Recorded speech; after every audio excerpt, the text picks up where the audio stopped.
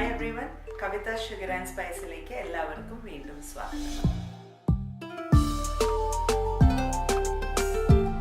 ഇന്ന് നമ്മൾ ഉണ്ടാക്കാൻ പോണത് എല്ലാവർക്കും അത്ര ഫെമിലിയർ അല്ലാത്ത ഒരു പേരുള്ള ഒരു സാധനമാണ്. ഇതിന് കണ്ണൂർ ഇടിമുട്ട എന്നാണ് പറയുക. എന്നാൽ കോഴിക്കോടുള്ള ചില റെസ്റ്റോറൻറ്റ്സിലൊക്കെ ഇതിൻ്റെ പേര് മുട്ട സുനാമി എന്നാണ്. അപ്പം എങ്ങനെ പോയാലും എന്തെങ്കിലുമൊക്കെ ഒരു പ്രകൃതിക്ഷോഭം ആയിട്ട് കണക്റ്റഡ് ആയ പേരാണ് ഇതിനുള്ളത്. പക്ഷേ പേര് പോലെ അത്ര ഭീകരമൊന്നുമല്ല ഇത്, വളരെ സിമ്പിളാണ്. നമുക്ക് എങ്ങനെയാണ് ഉണ്ടാക്കേണ്ടത് നോക്കാം.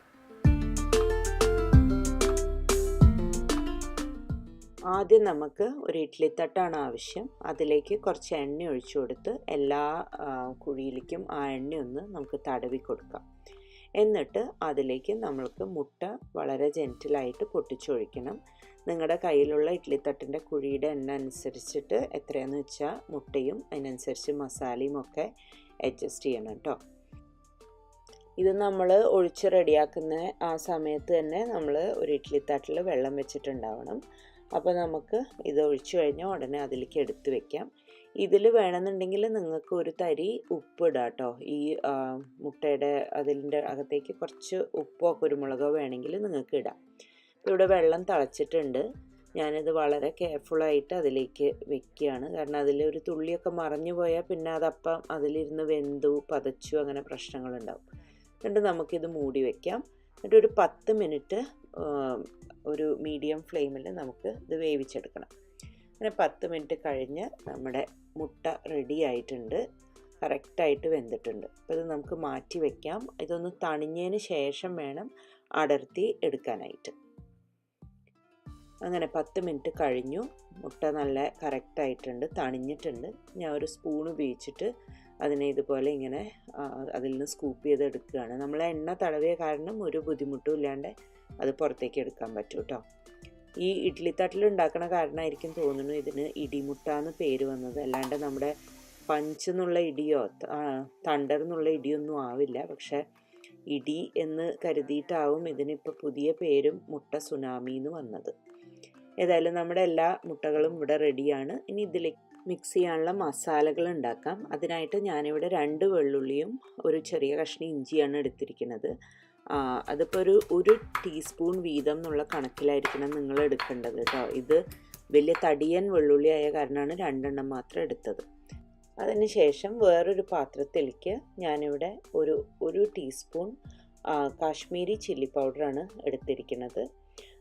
എരിവ് അത്ര അധികം വേണ്ടാന്ന് വെച്ചിട്ടാണ്. പിന്നെ ഒരു 1/4 ടീസ്പൂൺ മഞ്ഞൾപ്പൊടി, പിന്നെ ഒരു 1/2 ടീസ്പൂൺ ഗരം മസാല പൗഡർ, പിന്നെ വളരെ ഇമ്പോർട്ടൻ്റ് ആയ ഒരു സാധനമാണ് പെരിഞ്ജീരകത്തിൻ്റെ പൗഡർ. അത് ഒരു 1/2 ടീസ്പൂൺ ഇടാം.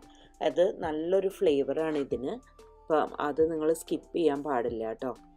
എന്നിട്ട് നമുക്കത് വെള്ളമൊഴിച്ച് നന്നായിട്ടൊന്ന് മിക്സ് ചെയ്തെടുക്കാം. അതൊന്ന് നല്ലോണം മിക്സ് ആയതിന് ശേഷം നമുക്കൊരു 1/4 ടീസ്പൂൺ തൊട്ട് ഒരു 1/2 ടീസ്പൂൺ കഷ്ടി, വളരെ കുറച്ച് ഉപ്പ് അത് കൂടി ഇടണം.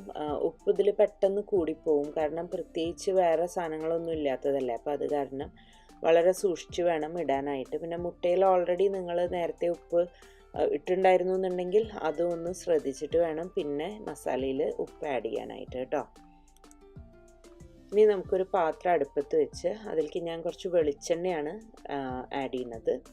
വെളിച്ചെണ്ണ ചൂടായതിന് ശേഷം നമുക്കിതിലേക്ക് നമ്മൾ ചതച്ച് വെച്ചിരിക്കുന്ന ജിഞ്ചർ ഗാർലിക് അത് രണ്ടും, ഇഞ്ചി വെളുത്തുള്ളി അതിലേക്ക് ആഡ് ചെയ്യാം. നമ്മൾ ചെറിയ തീയിൽ വെച്ചാൽ മതി.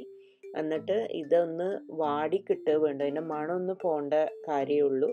അപ്പോൾ നമ്മളത് കരിയാതെ ശ്രദ്ധിക്കണം. അതവിടെ റെഡിയാവുന്ന സമയം കൊണ്ട് നമുക്ക് നമ്മുടെ മുട്ടയിലേക്ക് ഈ മസാല ഒന്ന് തേച്ച് പിടിപ്പിക്കാം. അപ്പോൾ നമ്മളത് കൈകൊണ്ട് തന്നെ ചെയ്യണം. മസാല അതിലിങ്ങനെ ഫുള്ളിങ്ങനെ കോട്ട് ചെയ്തിട്ട് എടുക്കണം. ഇനിയിപ്പോൾ ഈ കാര്യങ്ങളൊക്കെ കഴിഞ്ഞ് കഴിഞ്ഞാൽ കൈ ഉടനെ പോയി കഴുകാൻ മറക്കരുത് കേട്ടോ. ആകെ മുളകൊക്കെ ഇട്ട് പെരക്കണതല്ലേ. പിന്നെ ഇത് ചെയ്തുകൊണ്ടിരിക്കുമ്പോൾ നമ്മുടെ ഇഞ്ചി വെളുത്തുള്ളി അടുപ്പിലുണ്ടെന്നുള്ള കാര്യം മറക്കരുത്. അതിൻ്റെ മേലൊരു കണ്ണ് വേണം, അത് കരിയാതെ ശ്രദ്ധിക്കണം കേട്ടോ. അപ്പം ഞാനീ പറഞ്ഞ അളവ് മസാല ഈ 5 മുട്ടയ്ക്ക് കൃത്യമാണ്, കണ്ടില്ലേ. അപ്പം അങ്ങനെ നമ്മുടെ ഇഞ്ചി വെളുത്തുള്ളിയൊക്കെ ഇവിടെ കറക്റ്റായി വാടിയിട്ട് അതിൻ്റെ പച്ചമണമൊക്കെ പോയി. ഇനി ഇതിലേക്ക് നമുക്ക് ഒരു 2 തണ്ട് കരിവേപ്പില ആഡ് ചെയ്യാം. എണ്ണയും കരിവേപ്പിലയും വെള്ളുള്ളിയൊക്കെയുള്ള അതിലേക്ക് നമുക്ക് നമ്മുടെ ഓരോരോ മുട്ടയെ വെച്ച് കൊടുക്കാം. ചെറിയ ഫ്ലെയിമിലാണ് കേട്ടോ വെച്ചിരിക്കുന്നത്. ഇത് നമുക്ക് ഒരു 3 മിനിറ്റ് കുക്ക് ചെയ്യാം. അടച്ചൊന്നും വെക്കണ്ട. ചെറിയ ഫ്ലെയിമിൽ ഒരു 3 മിനിറ്റ് ആ മസാല ഒന്ന് വെന്ത് കിട്ടാനായി കുക്ക് ചെയ്യാം. എന്നിട്ട് അതിന് ശേഷം നമുക്കത് തിരിച്ചിടാം. 3 മിനിറ്റ് കഴിഞ്ഞിട്ടുണ്ട്. നമുക്കതൊക്കെ തിരിച്ചിടാം ഇനി. എന്നിട്ട് തിരിച്ചിട്ടിട്ട് ഇനി ഒരു 3 മിനിറ്റും കൂടി അതിനെ നമുക്ക് കുക്ക് ചെയ്യണം. ഹൈ ഫ്ലെയിമിൽ വെച്ചിട്ടുണ്ടെങ്കിൽ നമ്മുടെ മസാലയൊക്കെ കരിഞ്ഞു പോകും കേട്ടോ. അത് ഓർമ്മ വേണം. അപ്പോൾ എപ്പോഴും ലോ ഫ്ലെയിമിൽ തന്നെ വെച്ചാൽ മതി. അങ്ങനെ നമ്മുടെ ഇടിമുട്ട റെഡിയായി. ഇതിലേക്ക് നമുക്ക് കുറച്ച് മല്ലിയിലയും കൂടി ഇട്ട് കഴിഞ്ഞാൽ നമുക്കത് സെർവ് ചെയ്യാം.